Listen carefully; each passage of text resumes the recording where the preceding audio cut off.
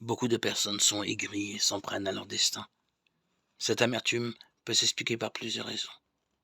L'injustice, les problèmes financiers, les déceptions du côté des amis, la perte d'un proche, les accidents ou les catastrophes, les événements politiques. Mais les grandes détresses doivent-elles inévitablement conduire à une profonde amertume?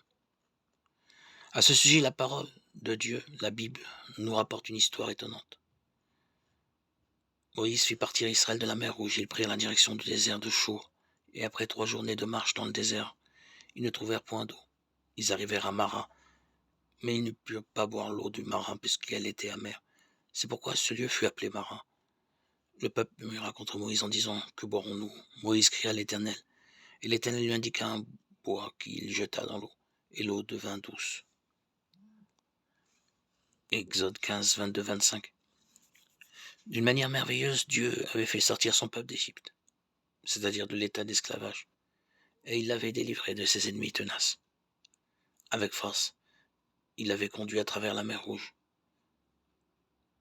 plaçant sa confiance dans la fidélité et l'amour de son Dieu. Le peuple Israël marcha durant 3 jours dans la chaleur du désert sans trouver d'eau. Personne ne se plaignit, bien que l'épreuve fût longue et dure. Enfin, ils découvrent cette eau tant désirée, mais quelle fut leur déception, cette eau était très amère et imbuvable. Le peuple d'Israël se trouvait dans une grande détresse. Le Seigneur avait-il retiré sa main secourante? Pouvez-vous vous mettre à la place du peuple d'Israël? Avez-vous au cours de votre vie déjà passé par des situations si éprouvantes? Dieu n'abandonne jamais ceux qui se confient à lui-même. Même pas lorsque la détresse nous semble incompréhensible. À plusieurs reprises, la Bible, mais aussi la vie quotidienne, nous démontre cela. Quelle que soit votre détresse, Dieu a le pouvoir et la volonté de vous aider. Ne désespérez pas, rien n'est impossible à Dieu.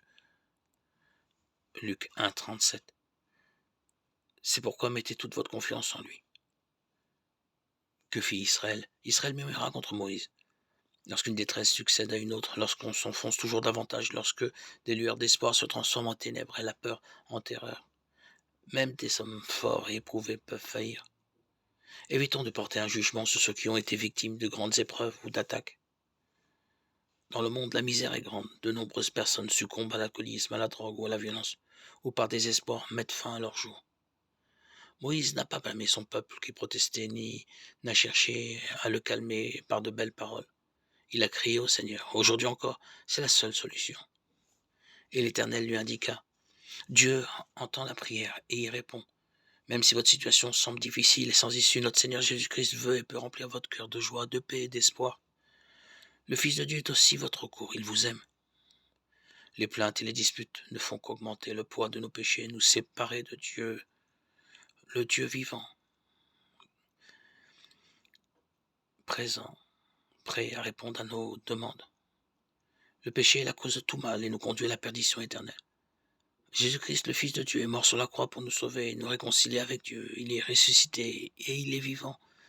Il nous donne une vie nouvelle. Tous ceux qui croient en lui et s'en remettent à lui, il les purifie de leurs péchés par son sang et il leur donne la nouvelle naissance et la vie éternelle.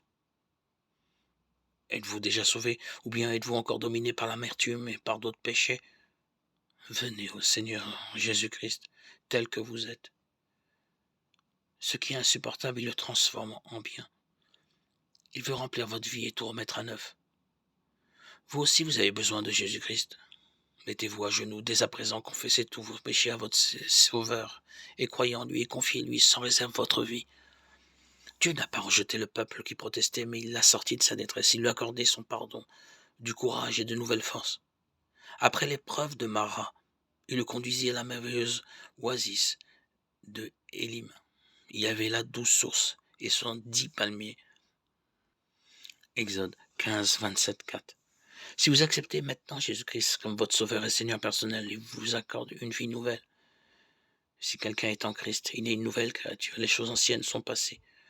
Voici, toutes choses sont devenues nouvelles. 2 Corinthiens 5, 17. Le Saint-Esprit entre dans votre cœur et vous remplit de paix, de joie, d'espoir, de force et de l'amour de Dieu. Le Fils de Dieu vous donne la sagesse, la victoire, le bonheur, le contentement et la capacité de surmonter les difficultés. En lui, Vous avez aussi une profonde communion avec Dieu Tout-Puissant et Éternel qui vous aime et qui a des ressources illimitées. Votre vie aura un tout autre sens. Vos pensées et vos actions prennent une dimension nouvelle, divine, et sont tournées vers l'éternité. Notre Seigneur Jésus-Christ reviendra bientôt et emmènera les siens dans sa gloire éternelle. Le chrétien qui a la foi a l'assurance de son salut et de sa qualité d'enfant de Dieu.